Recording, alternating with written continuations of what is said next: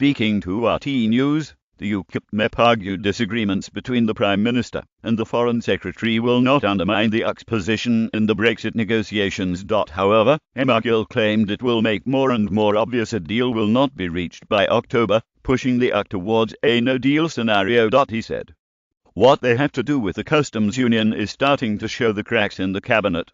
And the reality amongst Brexiteers is that we're very fearful of any kind of a customs union, whether you call it a partnership or not. If it quacks and it waddles, it has a duck, basically." RTJ to Brexit News. British MEP warns split cabinet will lead to a hard Brexit, so let us call it what it is. It is just keeping us in the customs union. That is not what we want, and Boris Johnson was a key Brexiteer, and I think what we've seen here is his frustration or his fears. That actually he has spoken out against it. It is going against what you normally expect from a cabinet, where they all keep unified. And it shows you just how frustrated he is with this proposal.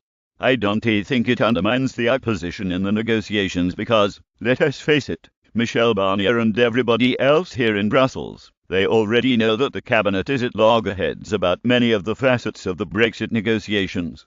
Let us just go to what that would solve all of the problems that all of these negotiations are bringing up. Nathan Gill, he added.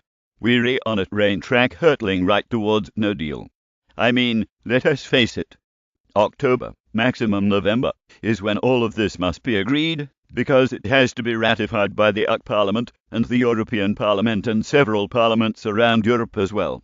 So, if it isn't agreed here through the negotiators, then really the only alternative is to go to the no-deal scenario. And let us just go to what that would solve all of the problems that all of these negotiations are bringing up. Mr. Gill's comments come as Health Secretary Jeremy Hunt warned Boris Johnson that fueling division within Cabinet could undermine the government's Brexit strategy during the negotiations with the European Union about the future trade relationship with the bloc.